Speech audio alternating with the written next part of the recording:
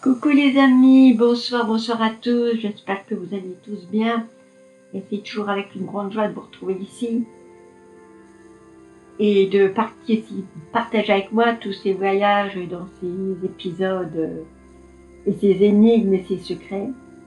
Et aujourd'hui, je vous emmène dans une histoire glaçante, une histoire étouffée par le secret, enveloppée de mystères depuis plus d'1 siècle. L'histoire d'une fin, la fin d'une dynastie vieille de 300 ans. L'histoire d'une révolution qui éclate, d'un empire qui s'effondre, d'une famille entière assassinée, massacrée. La nuit du 16 au 17 juillet 1918, dans une cave étouffante de la maison Ipatièvre, à Ekaterinbourg, les Romanov, donc l'empereur Nicolas II, son épouse Alexandra, leurs 5 enfants, ainsi que leurs fidèles serviteurs, sont exécutés. Une scène brutale, chaotique, longtemps masquée par des mensonges et des silences.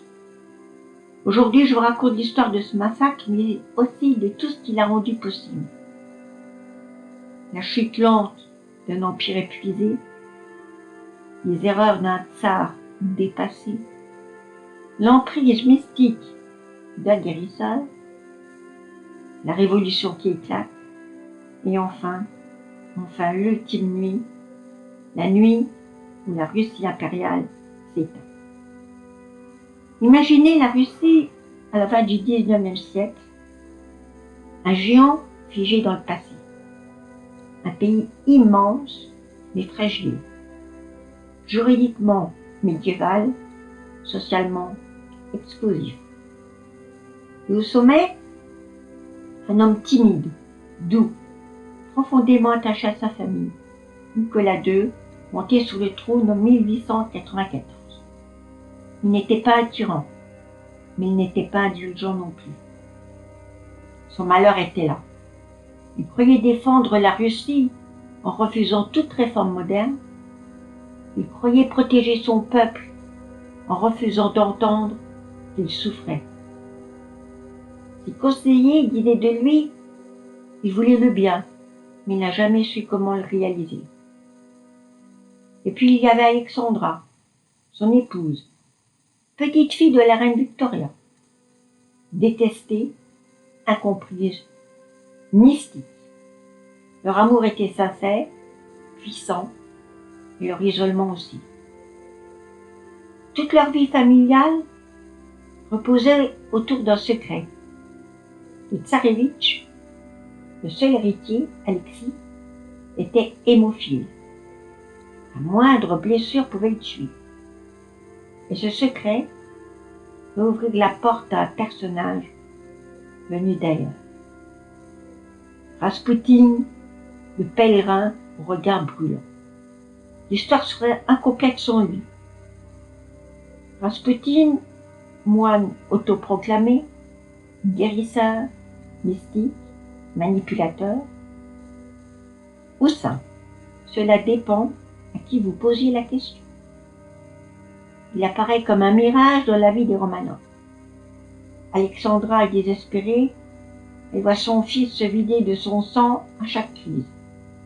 Et un jour, Raspoutine pose la main sur l'enfant, murmure quelques mots, prie, et Alexis se calme. Pour l'impératrice, c'est un miracle. Pour les aristocrates, un scandale. Pour la société russe, une honte. On murmure que Raspoutine manipule la tsarine, qu'il conseille le tsar, qu'il nomme ministre et gouverneur, qu'il est débauché, ivrogne, indestructible. Je vous invite à écouter sur cette chaîne le podcast qui lui est entièrement dédié. La Russie s'embrase.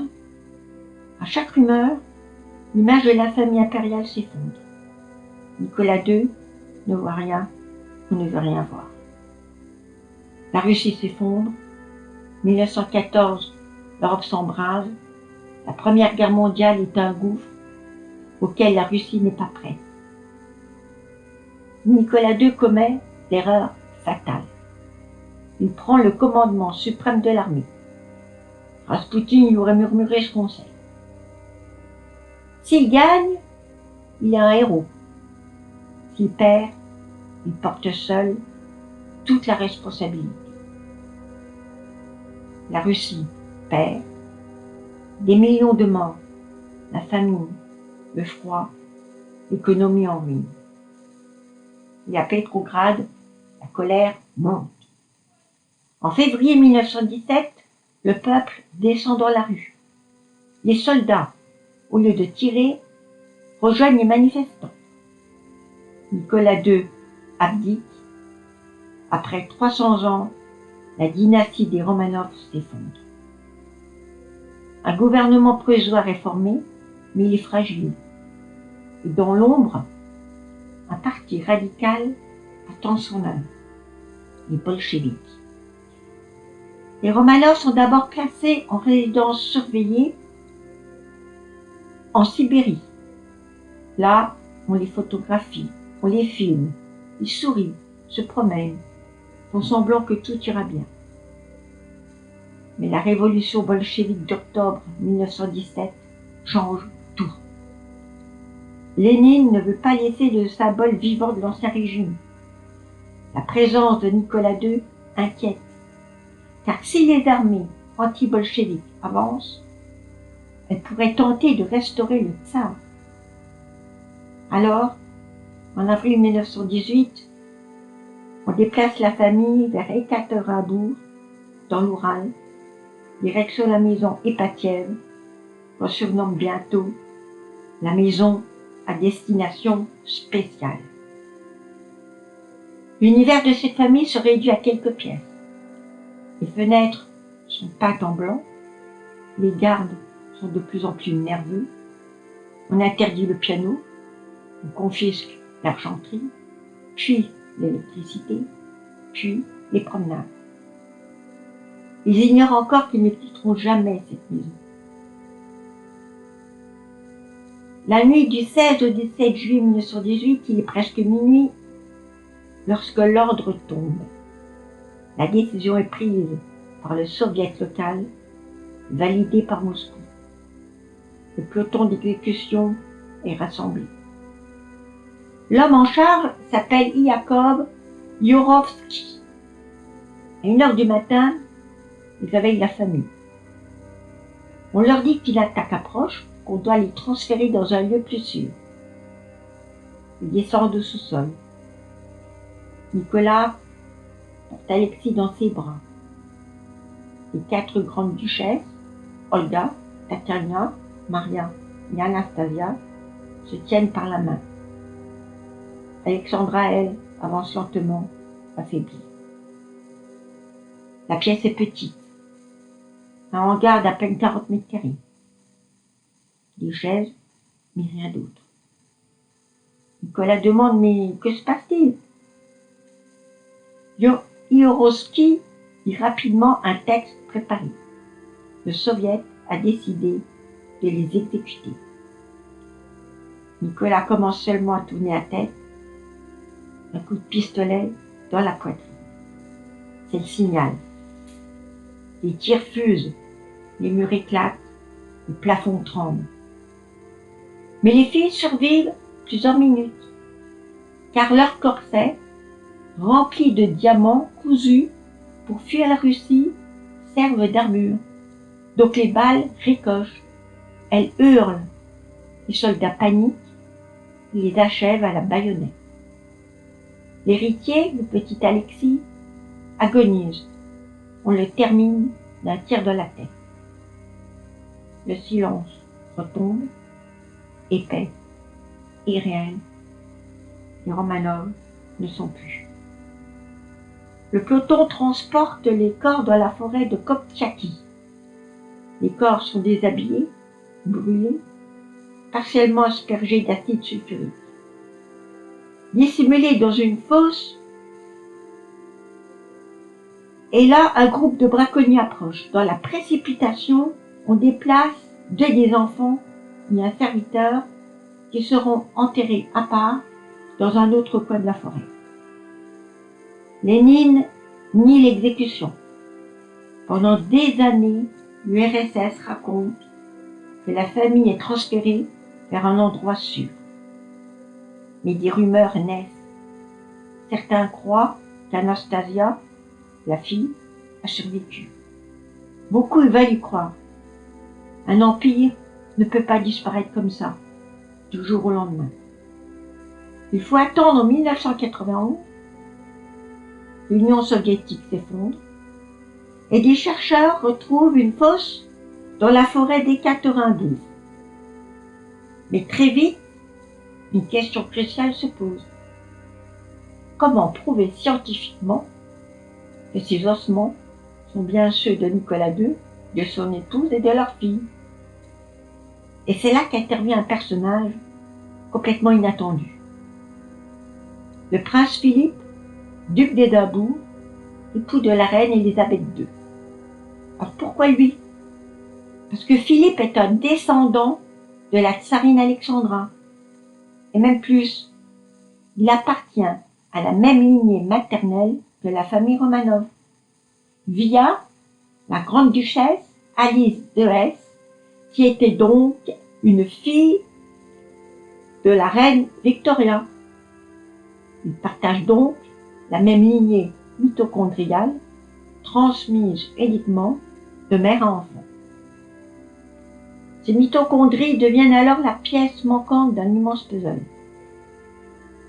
Les scientifiques comparent l'ADN mitochondrial des ossements attribués à Alexandra, l'ADN de ses filles retrouvées dans la fosse, avec celui du prince Philippe, vivant et disponible pour les analyses. Le verdict tombe. Les séquences correspondent parfaitement. La tsarine et ses filles sont formellement identifiées. Pour Nicolas II, l'analyse passe par un autre canal.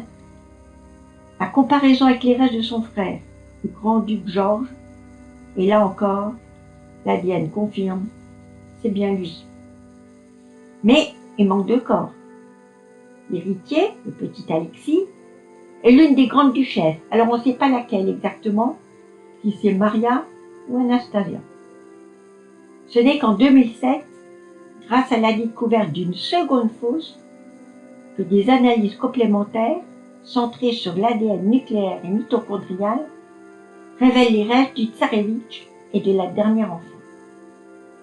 À ce moment-là, le cercle est complet. L'histoire s'accorde enfin avec la science. Et l'ombre d'Anastasia, survivante, entretenue pendant près d'un siècle, se dissipe. Les restes de la famille Romanov ont été retrouvés donc en 2 temps et ne sont pas tous enterrés au même endroit. Nicolas II, Alexandra et 3 de leurs filles, Olga, Tatiana, Anastasia ou Maria selon les analyses, reposent dans la cathédrale Pierre et Paul à Saint-Pétersbourg. Ils y ont été inhumés en 1998 dans la nécropole des Tsars. Le petit tsarévitch Alexis est l'une des filles manquantes, donc on ne sait toujours pas si c'est Maria ou Anastasia. Leurs ossements découverts en 2007 ne sont pas encore inhumés car la Russie n'a pas encore procédé à une cérémonie officielle. Ils seraient conservés par les autorités russes comme étant sous la garde du bureau d'expertise médico-légale et des archives d'État de la Fédération de Russie, selon les sources officielles russes. En résumé, la plupart des Romanov sont déjà enterrés à Saint-Pétersbourg, mais 2 des enfants attendent toujours une inhumation officielle. La mort des Romanov n'est pas seulement le meurtre d'une famille, c'est l'enterrement d'un monde entier, celui de la noblesse, des couronnes, des palais d'hiver, des bals impériaux, d'une Russie qui n'existe plus. Elle marque aussi le début d'un autre monde, celui de l'URSS, des révolutions et des idéologies du XXe siècle. Une fin, un commencement. Et encore aujourd'hui, dans les forêts de l'Oural, certains disent sentir une présence, comme si les ombres des Romanov erraient encore, cherchant leur empire perdu. Voilà les amis, je vous remercie d'avoir voyagé avec moi dans cette nuit où un empire s'éteint et où une famille est complètement décimée et massacrée, sous fond de secrets et d'énigmes. Merci d'écouter mes récits, mes histoires, et je vous souhaite le tout meilleur. Prenez bien soin de vous, de votre vie, de tout ce que vous aimez. Et je vous retrouve très vite pour un autre mystère, une autre époque, une autre histoire. À très vite les amis.